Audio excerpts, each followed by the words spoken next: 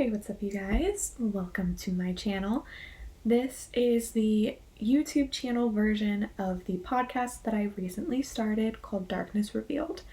This channel and the podcast are both covering missing persons cases and murder cases. I'm not entirely certain how I'm going to set this up yet. I know that I'm going to be covering the same cases with the same information on both platforms. However, when I was researching cases that I wanted to do, there were ones that I wanted to include pictures and video clips, but I can't really do that, at least on the podcast platform that I'm using. And so I really wanted to just go ahead and make a YouTube channel so that way I can really put these things out there and also include all the best information for you guys. Like I said, I just started the podcast last week, so it's really fresh. I still don't really know how I'm doing things yet, but I have already put out 2 episodes, and last week's episode of the podcast, this week's episode on YouTube is on Dru Sjodin. And then at the time of filming this, the episode that I put out this week is on Kitty Genovese, and that's going to be my next YouTube video. I'm not sure what I'm going to do going forward. I'm not sure if I'm going to post the cases on my channel and on my podcast, excuse me, on the same day. I'm not sure if I'm going to post them the same week. I might post them different weeks. I don't really know yet. I'm still trying to figure that out, iron out all the details. You guys let me know what you think I should do. But right now I'm kind of just playing catch up. So with today's case, I really wanted to take the opportunity with my first case to educate. I want you guys to be aware of things that happen because of true crime cases. I want you guys to really know where a lot of our laws come from, because I personally didn't know where a lot of our laws came from. And this one in particular, I had no idea that this is where the sex offender registry came from. I'm just gonna go ahead and tell you that now. Yes, this case is the reason that we have a national sex offender registry, and I'm going to get into that at the end of today's video. I just wanted to go ahead and tell you guys that my videos are going to be centered around education and safety. I want to bring awareness to these cases and also help you guys to live a safer and longer and healthier life. You know, I don't want you guys to be in the situations that these people are in. I want to make sure that, you know, there's people out there that know how to prevent this from happening to themselves, because it's happened so many times. And I cannot imagine going through this, having a family member go through this. It's absolutely heartbreaking, and I just want to hopefully prevent you guys from maybe going through this same fate. So with that being said, let's go ahead and get into today's video. Dru Katrina Sjodin was born on September 26th, 1981 in Minneapolis, Minnesota, to Linda Walker and Alan Sjodin. She was described by those that knew her as vibrant and full of life. She loved to sing and was said to be very talented and loved sharing her gift with the world. Dru also loved to paint and draw, and when she was in kindergarten, she actually won her first artistic award. Dru attended multiple schools in the Minneapolis and St. Paul areas of Minnesota before her family finally landed and decided to stay in the Pequot Lakes area of Minnesota, which at the time had a population of about 850 people. Now, Dru had attended multiple schools through her childhood, as I said, and when she finally settled down, she settled down at Pequot Lakes High School, where she was very active in sports. She played volleyball and basketball, and she was also an avid golfer on top of all of that, and she even earned the Golf Spirit Award. Dru was also really popular in school, and she was named Homecoming Queen her senior year in 1999 before she graduated in the year 2000. When Dru graduated, she knew exactly what school she wanted to go to, and so she went to University of North Dakota in Grand Forks, which was about a 3-hour drive from her family in Pequot Lakes. Now, since her death, Dru's university has actually set up a scholarship in her name, and on the website, they talk a little bit about who Dru was. They say that she had a vibrant spirit and warm personality, and that she was pursuing a bachelor's degree in visual art and was a member of the Gamma Pi Beta sorority, which she was actually incredibly proud of and active in. While on campus, she was extremely active in the Clothesline Project, which is an organization that helps women and teens who are victims of incest, domestic violence, and sexual violence, and help to bring awareness to those issues. And she was active in other similar organizations as well as with the homeless population. She was incredibly responsible. She had clubs, she had after-school activities. When she was in high school, she was always very active in sports, and she was very responsible and very reliable. She always, showed up on time for everything. She had a routine down. She never missed a commitment, and she never missed calls or text messages from family, friends, or coworkers. It just wasn't who she was. She never would leave someone hanging. She would always get back to them as soon as she could. And she was very excited to be going to college. She was very excited to be doing these things. And on top of college, on top of her clubs and all of that she was a part of, she also had 2 jobs. She worked at a Victoria's Secret in the mall, and then at night she worked as a waitress in a bar. And on top of all of that, she also had a boyfriend. So she was incredibly busy. Her schedule was packed full of things to do, and she never, ever missed a commitment. Now, Dru was on track for a long and beautiful life, but all of that would change on the evening of Saturday, November 22nd, 2003, when she was only 22 years old. So Dru had been working at her job at Victoria's Secret that day, and her shift ended at 4 p.m. Afterwards, she decided that she wanted to go and find herself a purse in one of the stores and do a little bit of shopping, and so she did that before she went to leave for her second job at around 5 p.m. When she left the building, she called her boyfriend, which was something that she normally did. They normally talked while she walked to her car, and he said that she seemed perfectly normal, perfectly fine. She was excited, talking to him about, whatever she was doing later, or, what had happened that day. And like I said, everything seemed normal up until something a little bit odd happened on the phone call. He heard Dru say, "Okay, okay, okay," and then the call dropped.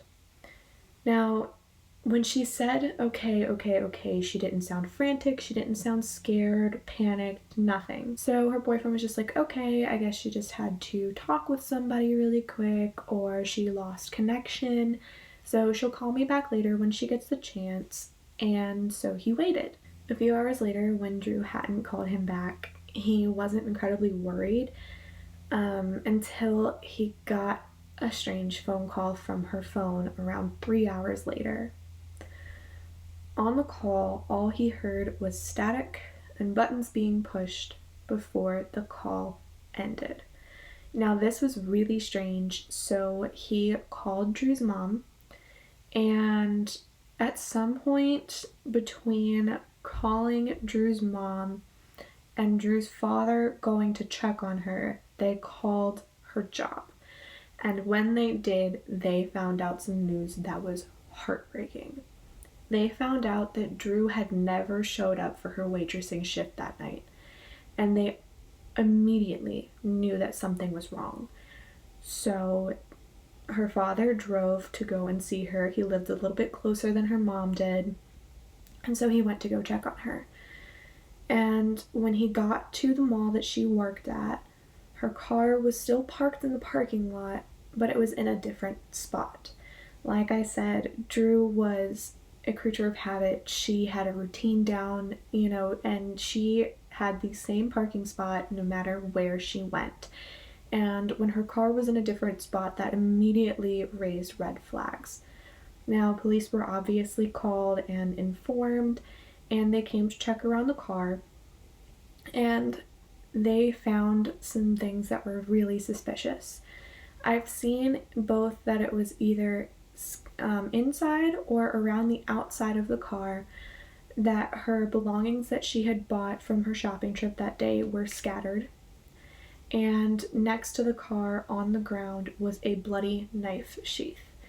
Now, obviously, this was very alarming to police and the family, so the police immediately went and took these things back for testing to see, if it was Dru's DNA, if they could find anything.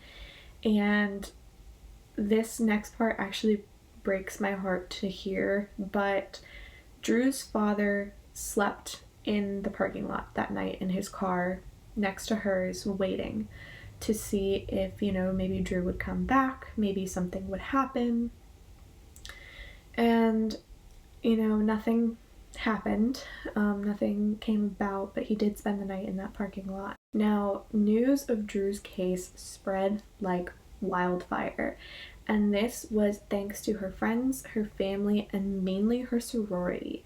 They spent hours upon hours going to every news station, going as high up as they could in the news station, and begging them to run Dru's story. And a lot of these news stations did, and what this did was it brought awareness to what was going on. It brought awareness to the fact that she was missing, and the entire community came together. I've seen that South Dakota and Minnesota have really close relationships, and so when this was found out, people from both states came to help in the searches. There were thousands of people searching for this woman, and it's cold, it's freezing, it's the end of November, snow is falling everywhere, and they're out searching for her. Her family brought socks and gloves for the volunteers to keep them warm and sandwiches to keep them fed, and everyone was tirelessly searching for Dru. So while the people and the public were searching for Dru, the police were working on their own investigation. Now, this is one of those cases that every single person came together. Police pulled out all the stops. The community really came together to search for her, and every single thing was done right to look for this woman. So the police contacted Dru's phone company because there was that one phone call from her 3 hours after her boyfriend had last spoken to her that they couldn't confirm was Dru, that they didn't know what was happening on that phone call. So they got their records back a few days later and found out that her phone had pinged off of a tower near Crookston, Minnesota. It was about an hour drive away, and authorities immediately left to search. When they did, they found one of Dru's shoes underneath of a bypass, which was kind of a double-edged sword to family and police because it meant that they were definitely on the right track. However, it just confirmed what they already believed, and that was that they were looking for a body instead of looking for Dru alive at this point. This didn't slow anyone down. People kept searching for her, and like I said, it's through the winter. It is freezing cold outside. People were still coming to look for this woman. Now, at this point, witnesses had begun to come forward, and there were several witnesses claiming to have seen Dru in the parking lot of the mall that day, giving an older man a ride to his car. Now, this explained to police why her car was in a different spot than where she normally parked it, and so they decided to look for sex offenders and those with prior kidnapping charges and and things like that in the area of the mall and in the area of Crookston where her shoe had been found. And by December 1st, which was just a couple weeks later, they had their first suspect. Alfonso Rodriguez Jr. was a 50-year-old level 3 sex offender. Now, according to mass.gov, a level 3 sex offender is someone who has a high risk of reoffending and poses a great level of danger to the public. In 1974, he committed 2 rapes, and in 1975, he was convicted and sentenced to 15 years for those rapes. Now, this next part I know is going to anger you guys because it angered me. In 1979, so 4 years later, he was released. He was released from prison. And just 1 year after he had been released, he stabbed a woman and attempted to abduct her. So he was sentenced to 23 years in prison and then was released once again in May of 2003, which was just a few months before Dru was abducted. Now, he admitted pretty quickly to being in the area at the time.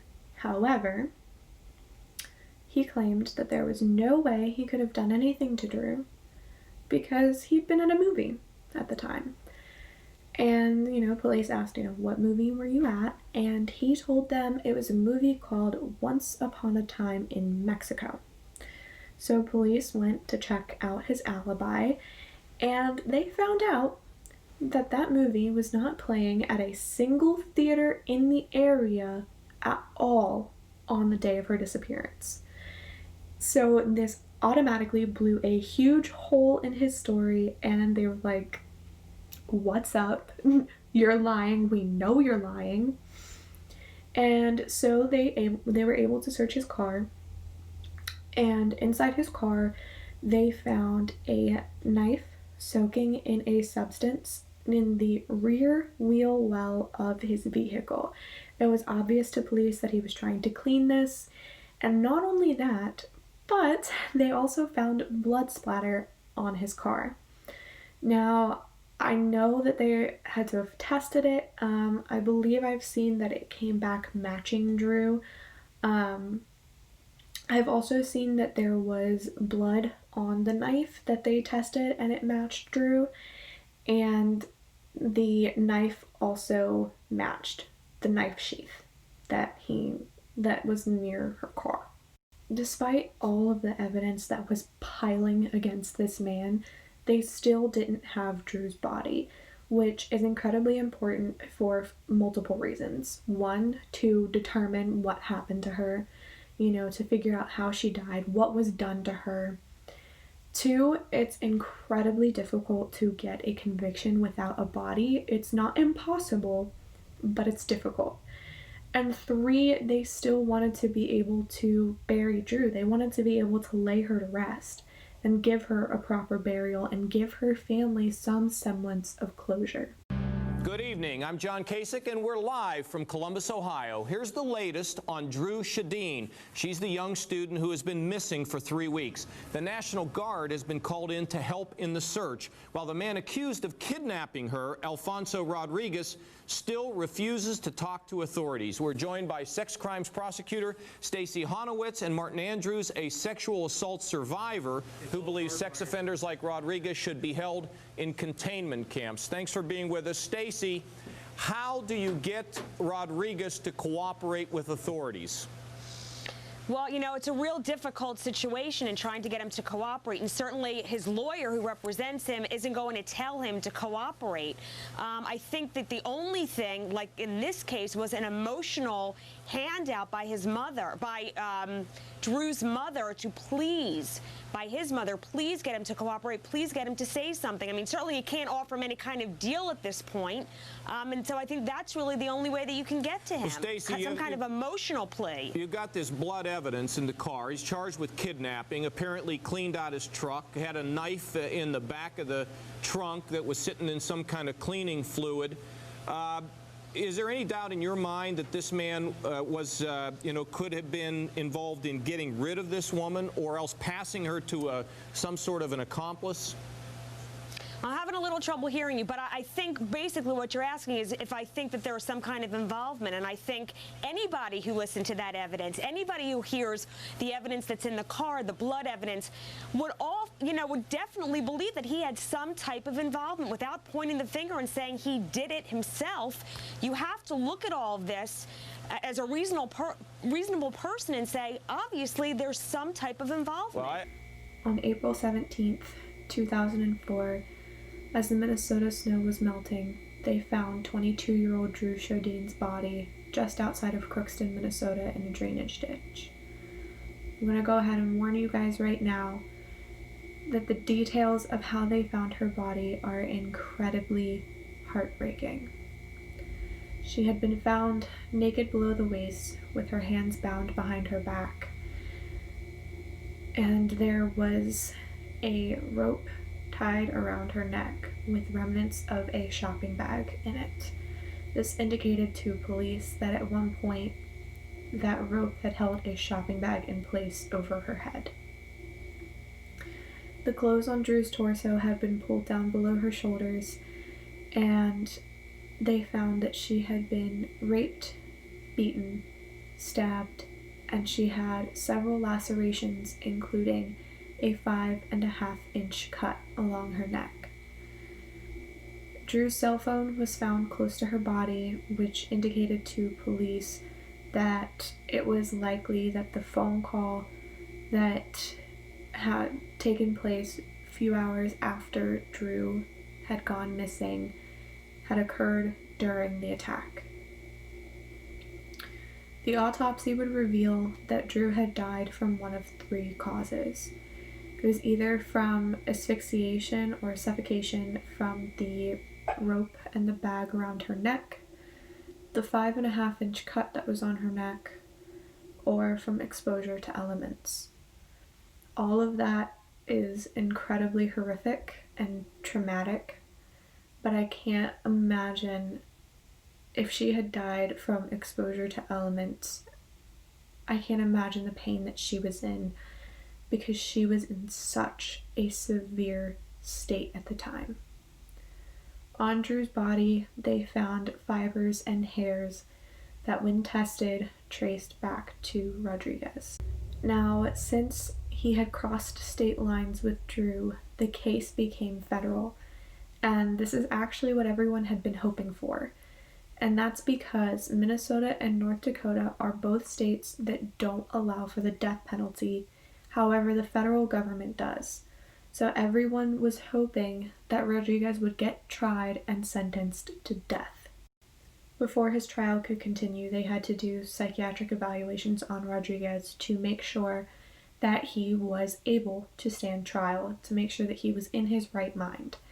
And in all of his evaluations, they found that he was in his right mind when they performed the evaluation, and he was in his right mind when he had killed Dru. Rodriguez continued to claim his innocence. However, on September 26th, 2006, Rodriguez was sentenced to death. His became the first death penalty case in North Dakota in a century. Members of the government from both states agreed that if there was any case to deserve a death penalty, it was this case. And like I said, through all of this, Rodriguez continued to claim that he was innocent until 10 years later, when he finally admitted to what he had done. In the interview that he had with police, he decided to go ahead and reveal all of the details, which I'm going to leave out most of them. I just wanted to hit a few things in this. Rodriguez said that he had never originally intended to kill Dru. However, when she fought back, and she fought back hard, he decided that his will had to be stronger than hers and that he had to kill her. The attack lasted around 3 hours, and that's why police believe that her boyfriend had probably received that phone call while it was happening. Rodriguez would go on to state that he had seen Dru outside of a store in the mall, and she reminded him of a girl who had supposedly molested him as a child. This freaked him out and he walked away. However, when he saw Dru again, he decided to follow her. He said that the reason that he picked Dru and most of his victims, I think all of his victims, was because she was distracted. She was on a phone in the parking lot, she had gotten in her car, her door was open, and her keys were in the ignition.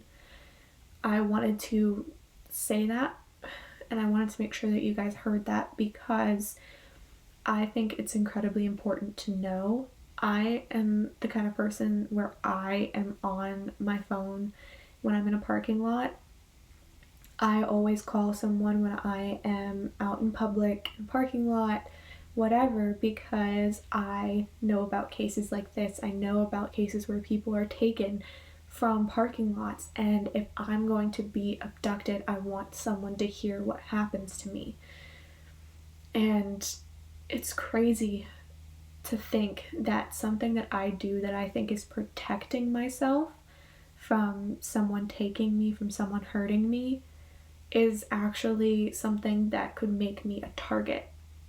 And I just wanted to make sure that you guys know that, because I think it's important that we know how these people choose their victims, because it can help you to prevent yourself from becoming one. Now, despite admitting to killing Dru, despite revealing all of the details, Rodriguez still tried to appeal his sentence, and they cited bias in the jury. They said that they were biased against him and that it had led them to sentencing him to death, and that they didn't believe that was just, which is incredibly angering to me. However, they denied his attempts, and even as recently as 2019, he was still trying to appeal his sentence. So now that we are finished with the case, I wanted to talk about what this case did. So I mentioned earlier that Dru's school set up a scholarship in her name, and on top of that, in 2006, Dru's law was signed by President George W. Bush. This law set up the Dru Sjodin National Sex Offender Public Registry. I know every single one of you has heard of this registry, and I just wanted to go ahead and talk about it really quick because I never knew that that is where it came from. I never knew that it came from this case. What this sex offender registry did was it gave power back to the public. It allowed you to go online and either type in a zip code or type in someone's name, and if you type in a zip code, it will show you all of the sex offenders that work or live in that area. This is incredibly important because I feel it's really important to know who your neighbors are, who is in your town. Do you have to watch out for these people? Can you trust them with your children? Generally, I say you shouldn't trust anyone with your children unless you absolutely know them, and even then, sometimes things go wrong. Now, another thing that this law did was it made it a federal offense to not report that you were a sex offender to the registry, and to not report where you moved, where you worked, all of that. It also made it so that a legal requirement to be a foster parent or to adopt is a background check, which I was baffled by because I thought that was a no-brainer. I figure obviously you want to do a background check, but they weren't, and this law made it so they had to. This law also made the minimum sentence for molesting a child 30 years and a mandatory penalty for sex trafficking at 10 years when it involves minors. All of these things are incredibly great, and that's not even everything that this law did. And I think it's just amazing that that could come from something so terrible. A lot of our laws in the United States come from criminal cases. They come from cases like this where someone is abducted or someone is murdered, and none of us ever knew where they had come from. And I feel it's really important to raise awareness to where these things came from, to talk about the victims, to talk about the families, because they are the ones that brought about this change. It's always the work of the family members and the friends of loved ones who have gone missing or who have been murdered that bring about change. And it's change that needs to happen because there are some terrible, terrible people in our world. And a lot of the cases that I'm going to cover, I want to be cases that brought about changes in laws or changes in the ways that we do things, the way that we look at things. The case that I'm going to cover in my next video, the case of Kitty Genovese, brought about a lot of change as well.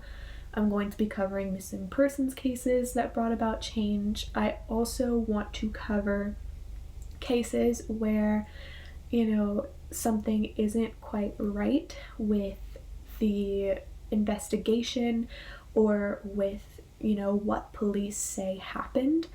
One case that I do plan on covering is the case of Kendrick Johnson, and that case is incredibly suspicious. I don't believe that the police did their due diligence on that case, and I want to cover it because I want to raise awareness for it. That being said, if there are any cases that you guys want me to cover, go ahead and leave them in the comments. I also have an Instagram for this channel and the podcast. It is darkness_revealed00. On there, whenever I make an episode, I have been posting pictures of the victim. If you guys want, I can also post pictures of the killer or the abductor if I have them, and crime scene photos for ones that we have crime scene photos of. I don't want to include any pictures of bodies or anything like that, but I do think that crime scene photos are incredibly important, especially for understanding what you're seeing, the scene of everything. I'm also going to include all of those pictures in these videos. However, I myself am the kind of person who I will put on a video like this and just drive. I listen to these videos like podcasts almost. So I know that, a lot of that information can get missed when doing it that way. So I want to give you guys the option to go there and look for it if you would like. And if there's anything that you guys, any advice you guys have for me, anything like that, just please leave it in the comments. Remember, like I said, this is my first video, so it's a little rambly, it's a little all over the place. I'm sorry about that. I'm still getting used to this.